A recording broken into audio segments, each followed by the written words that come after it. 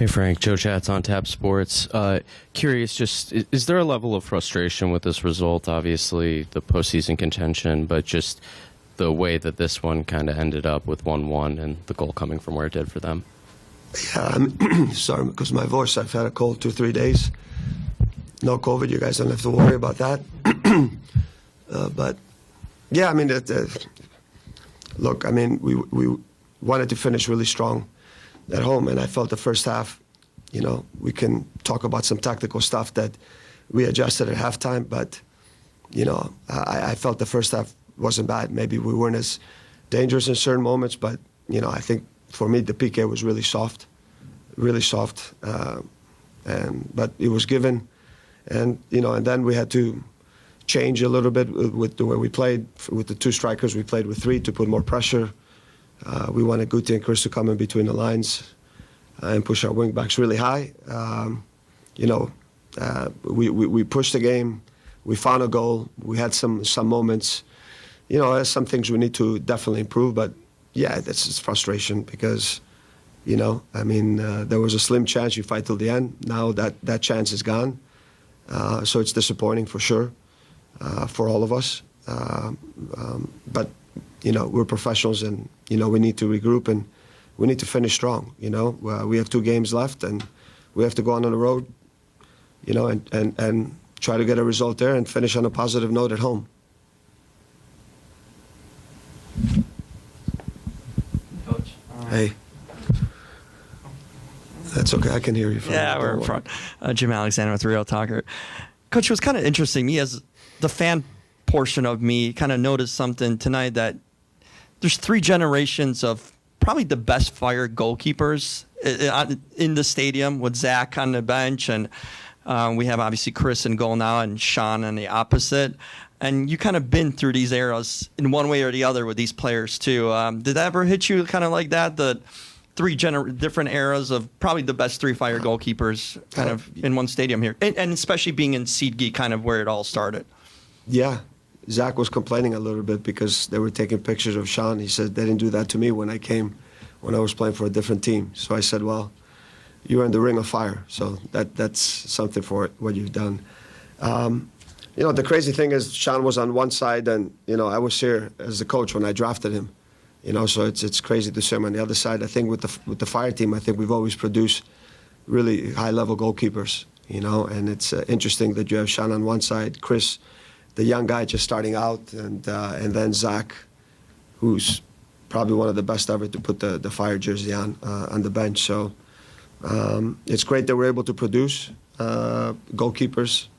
I think for me, the city here is rich in talent, and hopefully in the future we can see a lot more homegrown players that are wearing the Fire jersey. That's a dream, and for me, that's what makes me excited. I mean, the other day I saw a quote that Chris Brady put, and he just said, there was a picture that he said, I love the team. I've always loved it since I was a kid when I first started playing for the Fire. And it's a great thing for me because, you know, I had that when I was a young kid back then with the Sting, and it was taken away. So it's good that these kids now have the Fire and a goal to shoot for.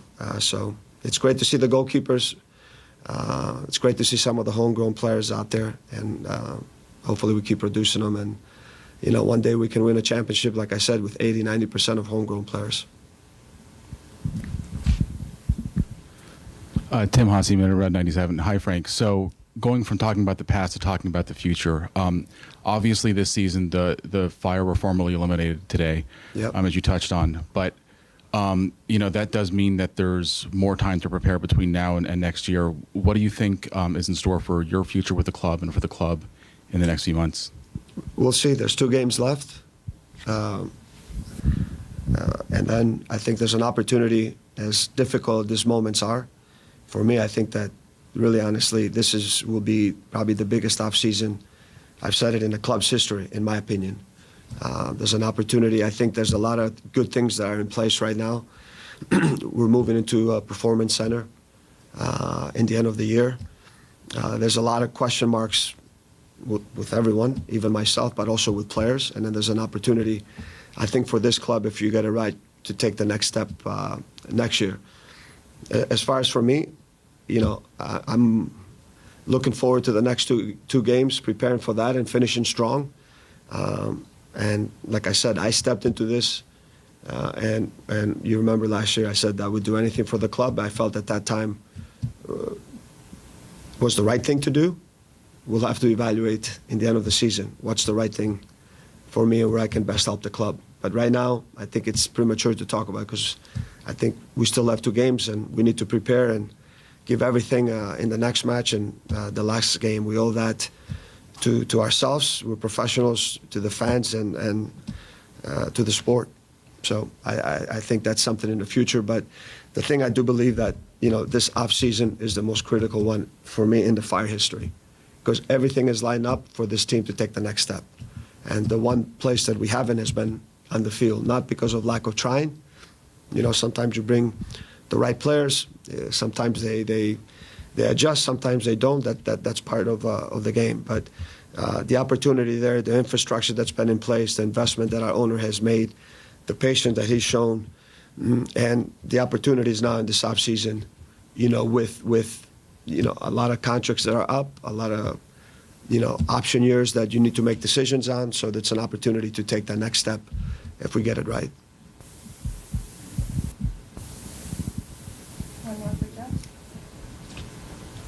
And Frank, just Jonathan Dean gets his first MLS goal. You've seen, he came up through USL and pulling these shifts, at every position you can imagine to see him get that tonight. It was great. I totally forgot that. I congratulated Justin for having a start. I should have, thought about Johnny coming on. And, the guy's a warrior, man. He's one of these guys that comes every day and just competes really hard and, pushes training, makes everybody better. And